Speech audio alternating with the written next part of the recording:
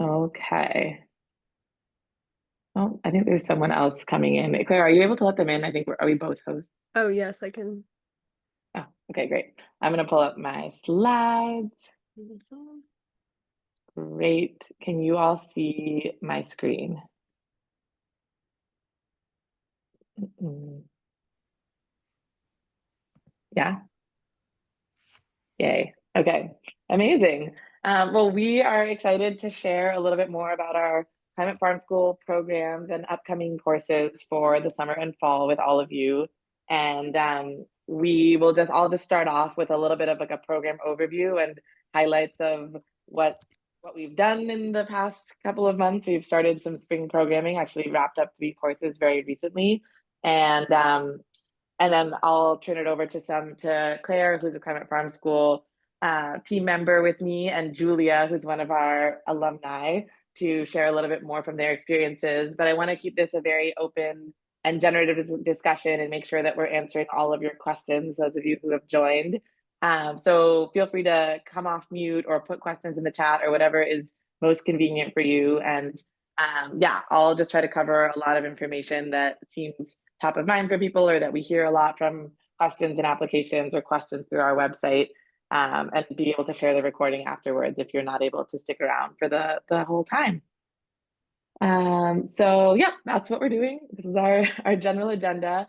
And again, feel free to pop in at any time with questions because if you have to leave and this is not like a formal presentation, I'm just going to try to cover again the basics. But if you all have questions before needing to run off somewhere else, just get our attention and we'll prioritize those things that are top of mind for you.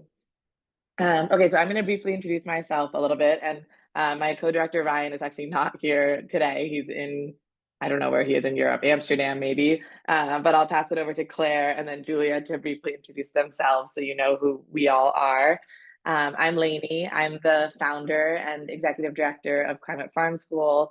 And I live at Green Valley Farm and Mill, which is one of our host farm sites in Sonoma County.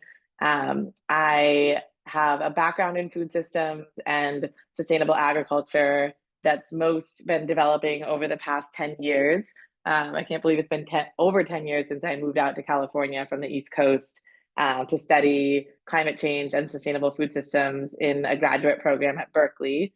And during my program, I spent my first summer and then every summer from then on working on diversified community scale farms, mostly growing vegetables and just living in community food systems where I felt like these connections that I had not experienced growing up, and really not until I lived in a rural community working on farms where the farms were feeding the schools and the food banks and the healthcare institutions, and just in some really beautiful ways, like saw how those connections really built health and sustainability into the environment, the natural resources, the health of the community, and that was just like deeply motivating and inspiring to me to try to work more on building community food systems. And my skill set was at being an educator from before graduate school. And even in graduate school, I did a lot of um, like TAing and graduate student instructing. So my theory of change was always around like how do we get more people on farms for educational purposes and experiences.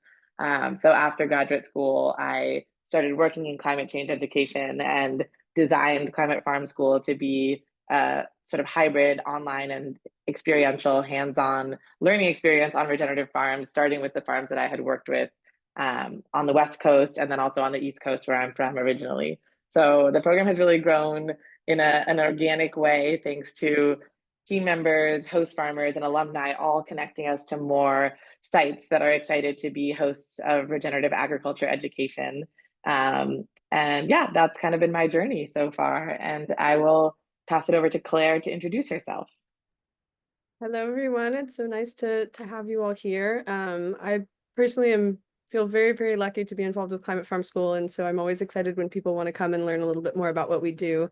So I am the healthcare and programs manager at Climate Farm School, and a big part of my work, which maybe I'll get into a little bit later, is really kind of exploring how we can bridge the work that we're doing and exploring the nexus between climate and planetary and agricultural and human health into the healthcare sector. So that's kind of a big interest and project for me right now. I guess a little bit about my journey and my path as I started out in the healthcare world, really interested in the pre-med program at UC Berkeley. And my time there was really disrupted by the COVID pandemic, but it actually really opened up this world where I was able to go and live and work on some farms that were very interested in this idea of regeneration and introduced me to the world of, how our local food systems really bolstering our community during this time, and introducing, these really important cultural staple crops. And so I think I realized that health is so much bigger than what I had previously thought it was, and kind of put me on this idea of how can I explore food systems and agriculture as a way to influence just real true human health. And so yeah, I feel very excited to be here with you all today and answer any questions you may have. So yeah. Awesome. Thanks, Claire. And Julia, do you want to just introduce yourself and a little bit of your journey, either like pre and or post Climate Farm School? And then, yeah, you can stick around to answer any questions that you're able to this morning. Thanks for being here. Sure, absolutely. Hey everyone, my name is Julia. I am an alumni of Climate Farm School. I first did the program almost 2 years ago up at Green Valley. I live in San Francisco, and unlike Claire and Lainey, I don't come from a formal background in food systems or studying anything particularly related to regenerative agriculture or climate change. It's just been a personal interest of mine for several years now. And so I think similar to Claire, the pandemic forced a lot of us to kind of look at our local food systems and think about where our food was coming from in a very tangible way when grocery store shelves started emptying out a little bit. And I've lived in San Francisco now for almost 10 years and have shopped at the farmers markets for most of those time, and kind of over time started noticing myself getting more interested in how does the food actually get to the farmers market. Who gets to buy the food at the farmers market, where is it coming from, who's producing it, who's growing it, who's picking it, and kind of bringing it all the way into the city where I live. So I first learned about Climate Farm School through just many of the climate groups that I'm part of, newsletters, Slack groups. I'm sure many of you are part of the same thing, and had just the most amazing time doing the program. So if anyone on this call is still a little bit on the fence about if this is worth your time, I can absolutely guarantee you that it is. I did the course at Green Valley, and then, made a lot of really great friends through that, both here in the Bay Area and people who are a little bit further flung. And then, I couldn't have even defined what regenerative agriculture was before doing Climate Farm School. I don't even think I fully understood that it is still something that a lot of people have to learn to understand. But since then, I've kind of considered myself an unofficial ambassador to anyone who talks to me about climate change or farming or composting. I'm talking about regenerative agriculture. When Lainey texted me to join this call today, I was talking about Climate Farm School on a totally unrelated call that I was on. So before I ramble on too much, I'll just say that my day-to-day work hasn't had anything to do with climate change or regenerative agriculture to date. I've kind of spent my time as a tech professional. I've worked in nonprofits. I've worked at financial technology startups, thinking a lot about product development and consumer behavior and behavior change. And I think that's where a lot of my interests in my professional life intersect with, this personal interest in regenerative agriculture and kind of how it can be a tool to fight climate change. Is we are all individuals. We all make choices about where to spend our money, what to vote for. Regenerative agriculture is something that we can all support and be a part of. So I really enjoyed being part of an alumni group. It's kind of a living community. A lot of us got together at San Francisco Climate Week last week. I was just on the farm a week ago with Lainey, hanging out with baby cows, and having a great time. So you won't regret it, and you'll meet a lot of really wonderful people and learn a ton. So that's my spiel. Awesome. Thank you, Julia.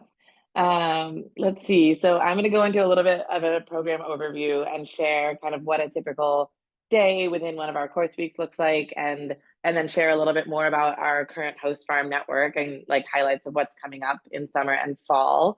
So let's see. So what is Climate Farm School? It's a hybrid educational program that has both an online component and an on-farm component. And it, again, emerged out of this desire to connect more people to sort of the roots of regenerative agriculture and food systems by creating accessible on-farm experiences for anyone at any entry point in their career. I was feeling like I was very lucky to have the opportunity to intern and apprentice on farms over like not quite the full season, but the summers definitely when I had time as a graduate student. But that time is both a luxury and a privilege and not something that like everyone has who's really interested in this space. So it's an entry point and it's can happen at various points in a professional or personal interest journey of connecting to farms and food systems and climate action. We've had people in all different ages and stages of career. And who is Climate Farm School for? Diverse professionals who are interested in or already engaged in food systems work, those looking to catalyze personal and professional climate action. So again, the format and framing of the program was very inspired by some mentors I had at UC Berkeley and at Terra.do, who are sort of climate education experts. And what I love about the program design and what we've seen from 3 years of running it is that, yeah, whether you've been working in food systems for 10 years but never touched the farm level, or you're completely new to climate change and food systems, this is something that people can think into together and have a sort of empowering, transformative group experience and learn from each other, as well as the farmers and soil scientists and chefs who are at our programs. So we've seen people coming from entrepreneurial backgrounds, people who are impact investors in climate and ag, tech workers, some urban farmers, marketing and communications professionals, designers, consultants, chefs, artists, teachers, all sorts of career backgrounds, which is again part of what makes the experience so fun and dynamic. I think is these different professional areas that people are coming from. And as Claire will talk about a little bit more, we've started to see more healthcare professionals like doctors, nurses, dietitians, nutritionists finding their way and being naturally very interested in this program. And so we've been working to make that something that can be part of continuing education for various professional sectors. And I hope that that work continues. Yeah, this is our sort of end of 2024 cohort profile and background. But yeah, sort of a day in the life of Climate Farm School is represented here. We typically get up early, but not as early as some people think that they will be arising. People have asked us if they're gonna like get up at 5 and like be in the field by 6, and that's an option in a lot of places, but definitely not like we're trying to make this also a pleasant and rejuvenating experience, as well as educational. So days typically start around 7. There's some optional morning activities and breakfast at the farmhouses where folks are staying. We get out into the fields in the mornings, usually between 8 and 8:30 and noon, to work with different farmers or soil scientists in their fields. So lots of hands-on opportunities depending on the time of year. We just did a lot of planting in the April course at Green Valley and seed starting over in Ireland. So yeah, some hands-on time in the morning, learning from the people that are closest to the work and the land, lunch and break in the middle of the day, especially at certain times of year when it's hot and nice to be relaxed and not moving around too much. And then afternoons, we typically have a classroom discussion and integrate some of the things that are coming up during the morning sessions and the online curriculum, and give people a chance to really talk, write, reflect, integrate on the learnings and how that maps onto their goals and reasons for being here. Sometimes we'll invite in guest speakers for those sessions who are other local food systems experts. We've had urban ag educators come up to Green Valley a bunch who work at this intersection of urban and rural food systems, which is amazing to experience because that is most of us have lived in or will live in a city at some point, and how this all comes alive in the urban context is really important. And then every night there will be at least 2 participants assigned to cook and work in the kitchen with one of our resident chef educators who are amazing chefs from all sorts of cool restaurant backgrounds and have a real interest in taking their culinary profession into the work of transforming the food system. So it's a huge opportunity for a lot of them to get to see the ingredients that they're working with come out of the fields in the morning and come onto the table at night, and just to be sourcing from the food systems where our courses are hosted is really hyper local, I would say. So I can talk a little bit more about the chefs if people are interested in that component, but we'll have dinner and we'll have a daily debrief each day, and that's kind of a typical day. And then, yeah, some of the curriculum topics that are both represented online and in our afternoon discussions relate to this bigger question of how is the food system contributing to climate change as a problem and climate change solutions. So we really explore that, starting with like the definition of what is regenerative agriculture, which is more complicated than it should be probably, but there's a lot of proliferating definitions and people wanting to kind of claim that mantle because it's a really popular term right now on both sides of farming scales and sizes and types of operations. So we start with that. We talk about the opportunity that regenerative agriculture has to mitigate climate change and reverse the flow of emissions from agriculture and land use from the atmosphere back down into the soil.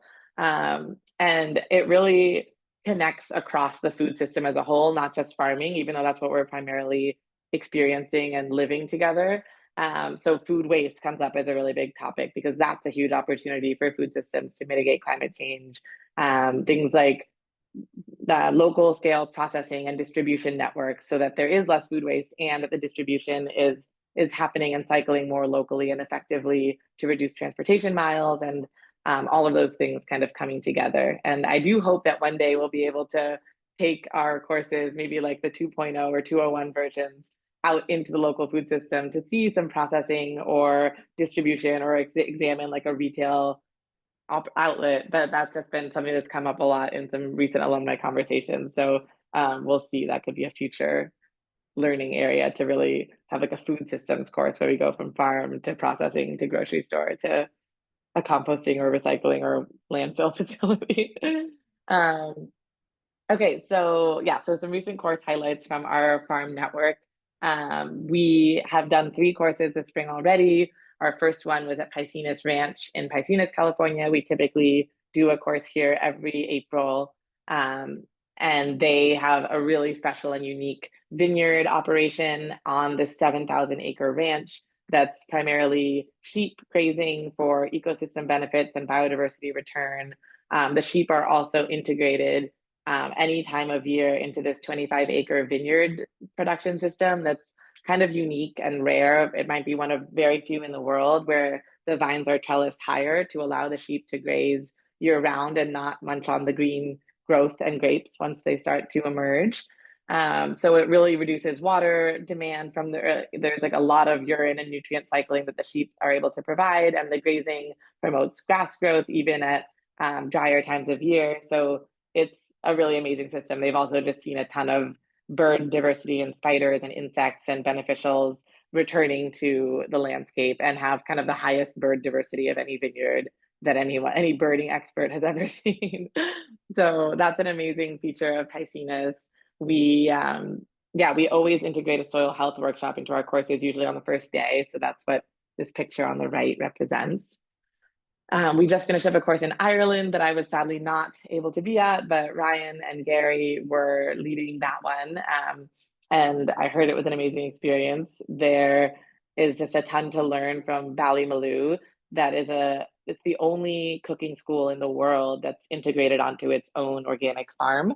And so the course took place on the organic farm and also some integration into the cooking school. So a little bit more hands-on cooking integrated into most of the days in that one, I think. Let's see, Green Valley Farm and Mill, where I live and personally love hosting the program the most. We have an amazing network of local soil scientists, chefs, and food systems folks that come in to join that course. So we can talk about that a little bit more as people have questions. It's a pretty unique farm and land operation as well, because it's has a cooperative ownership model where 6 people currently are owners of an LLC that owns the land, and then different farming entities lease from the LLC to run their farming businesses. So the leases are made very affordable to farmers, and the LLC generates additional revenue from renting out spaces and houses and running events on the farm. So it's kind of like a real estate, commercial real estate merged with farming enterprise, and the economics and social dynamics of all of that are super fascinating to think about. Finocchia in Italy, we have been running the program for about 3 years here, and it's a really special site to be at. It's like most of our host farm sites, it integrates animal production and vegetable production and perennial crops and forestry in a really symbiotic and synergistic way. And it really helps make this point that so much of the farming we're exploring is really in service of ecosystem restoration and environmental stewardship. And so those are like sort of happening hand in hand in at Spinocchia, and then on the right at Tenuta San Carlo, which is one of the nearby farms that we visit that's doing organic rice production on like 1,200 hectares. So pretty large scale. And also bringing back some heritage breed of cows and restoring the local pinyon trees, which produce pine nuts and yeah, all sorts of cool things. Plus it's Italy, so it's very beautiful. Hawthorne Valley Farm, we'll be running programs here again in the summer and fall. And this is a biodynamic farm and Waldorf school on site with a several 100-acre farming and grazing operation. They do raw milk distributions to the community and sell raw milk within their farm store. So there's a dairy herd of about 120 cows. So we participate with the vegetable team, with the dairy team, with soil scientists, and there's a farmscape ecology team on site, which is there are two people who are mostly at this intersection of like, how is the farming and grazing benefiting the local landscape and the ecosystem restoration work that we're trying to do. So that is Hawthorne Valley. I will skip this testimonial for now and just kind of bring us to this last slide of what's coming up in the remainder of the year. What we have up on our website now as far as available courses are our summer courses at Green Valley Farm and Mill in June, our summer course in the Hudson Valley in August, and then fall courses at Hawthorne Valley and Spinocchia. We have some additional like creative spaces on our calendar and with our host farms in mind to create some shorter program offerings, both for like custom audiences that might want to come as a team to a farm for a professional development or retreat day. So if you're interested in that, definitely just follow up and reach out to me or Claire. And Claire, do you want to just mention a little bit more about the continuing medical education units and how that's integrated into our June course at least, and potentially others in the future? Yeah, so just to give a little, maybe like a bird's eye view of the project. So at Climate Farm School, we've really been adopting our curriculum to be accredited for continuing medical education units, which are units that healthcare professionals need to maintain their license. And we've been doing that through the Center for the CEOH, the Center for Environmental and Occupational Health at UC Berkeley. And I think Lainey might have mentioned this a little bit, that this was really driven by some alumni that we had through the course that were healthcare professionals that really saw the value of our course in their practice. And so it kind of inspired us to see how we could branch into that sector and like into the healthcare space.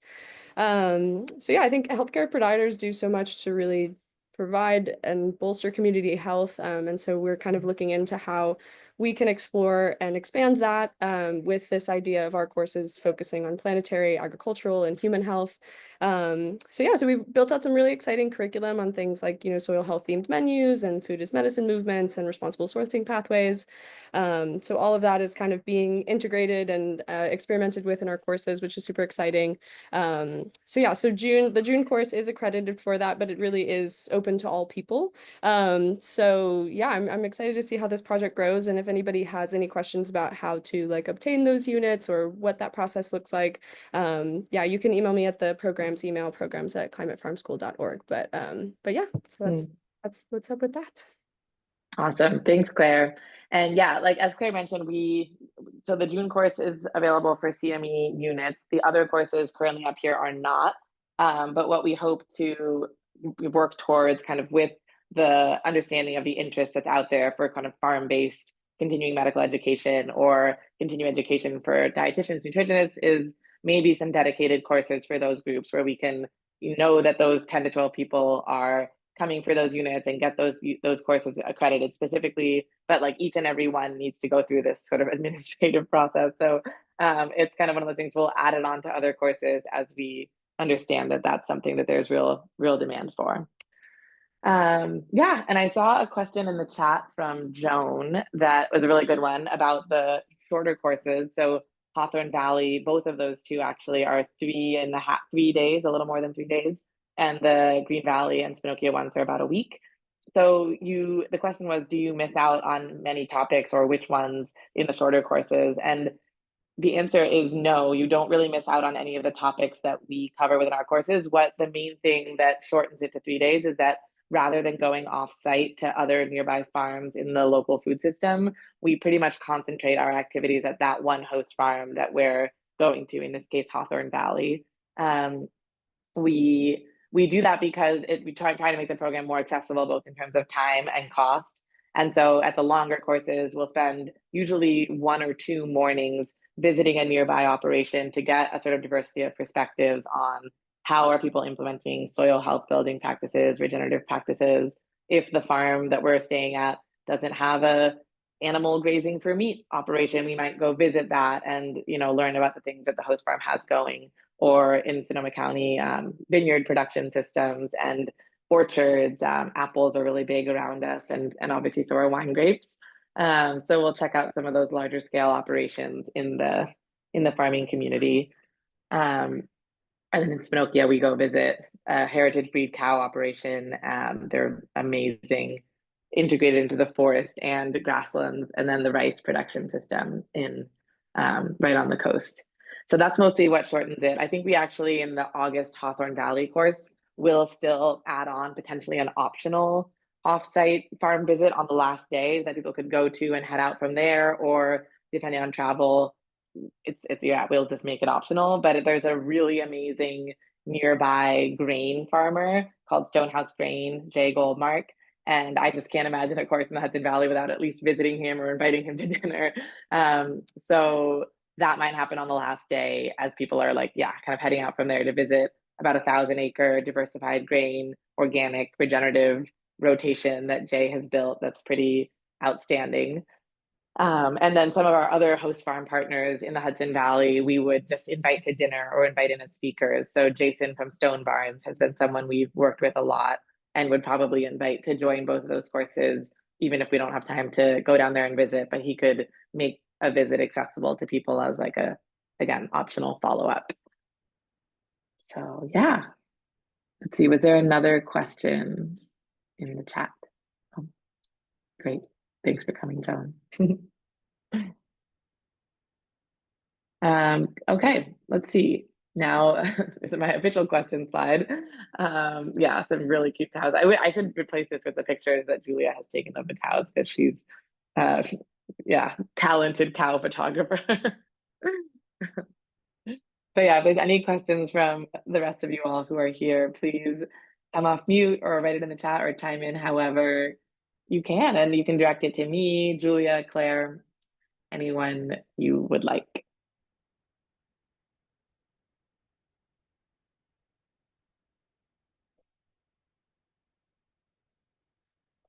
And yeah, as people are thinking, maybe I'm going to just pose a question to Julia because I'm, again, just so happy and grateful that you are here with us. So I'm just going to pose how you are thinking about your course experience and your personal climate action plan that you wrote at the end in your current sort of job search, looking for more work in climate, and how you're thinking about the on-farm experience, kind of integrating or informing what you're looking for in the world. Yeah, I'm happy to talk about this.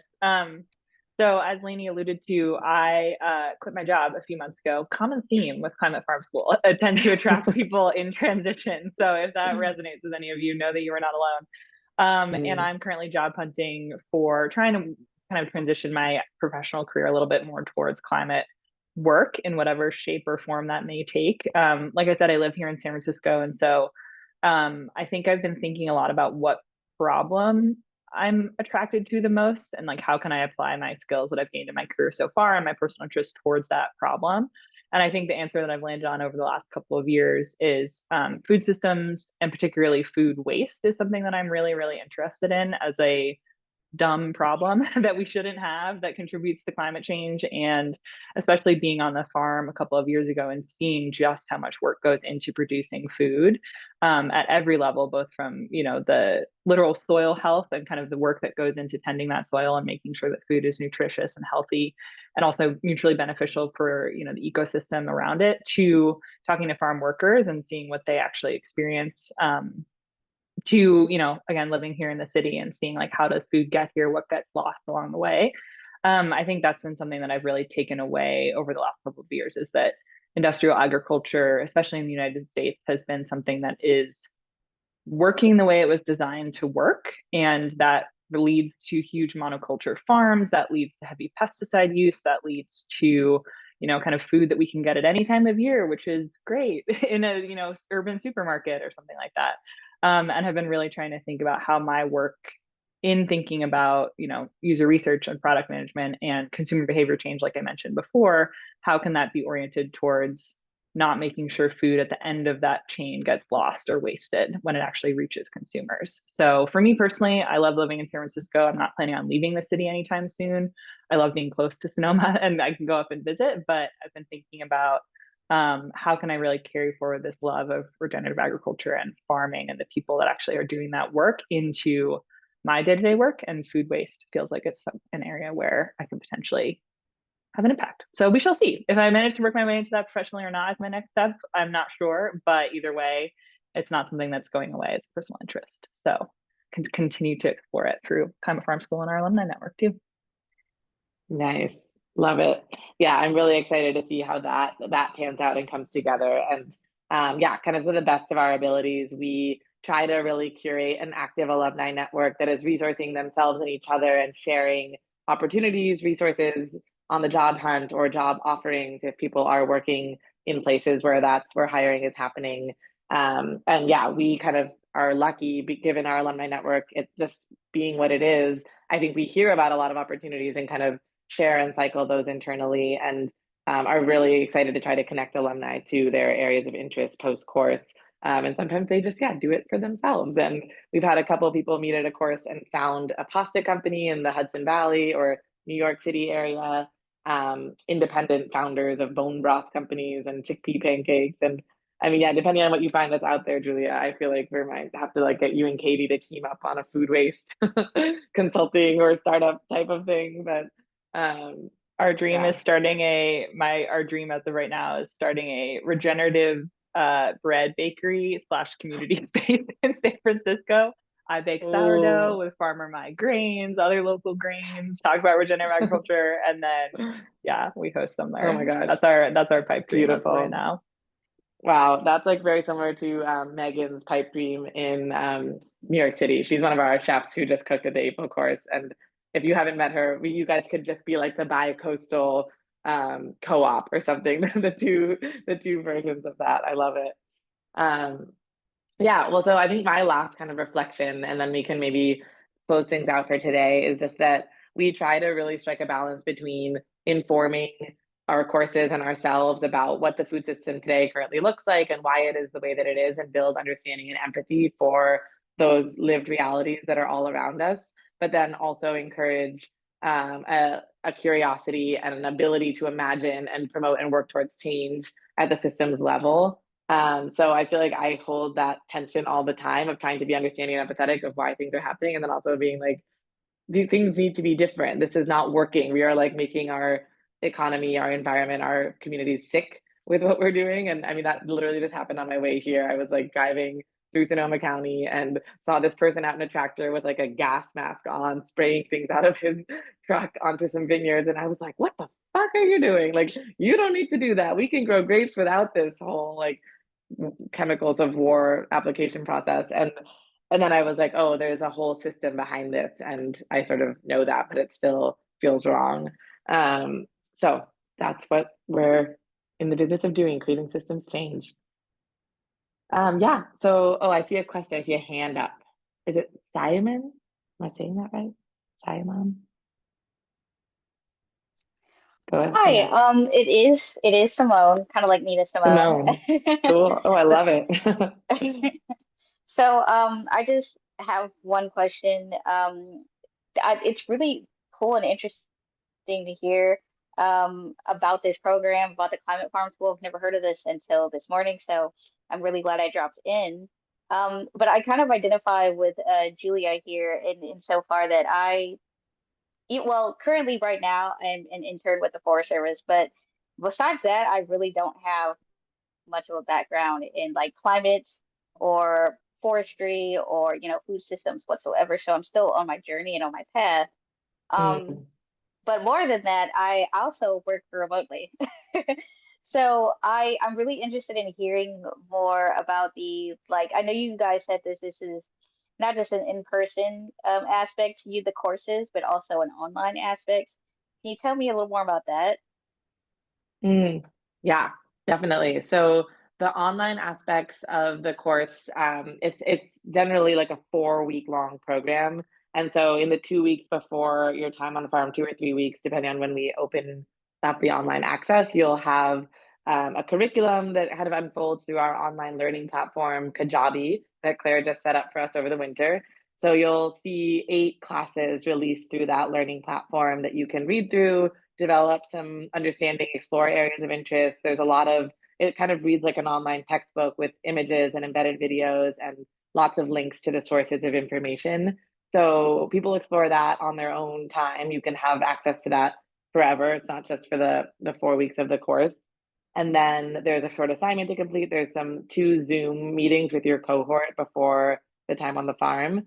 And then we have that week together, and then a final week where there's a Zoom session, there's a final assignment due, that's your personal food and climate action plan. So it's hopefully like, again, kind of allowing these different entry points for people of like, you can learn a lot beforehand and during and keep going with your journey afterwards. And these structures are just kind of put in place so that you can feel like you're the most supported in wherever you're at in the journey.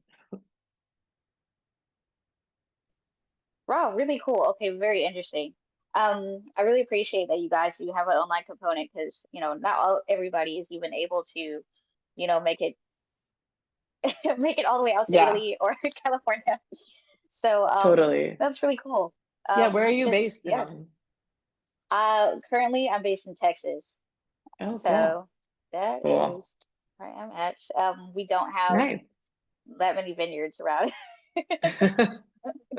Good to know. Good to know. Yeah, I'm like, I don't So know this where these sounds like a really cool opportunity. Yeah, vineyard yeah. systems But are. thank you so much. Yeah, yeah. Thanks Yeah. for dropping in. And yeah, it was great to be with you all this morning slash afternoon slash middle of the morning.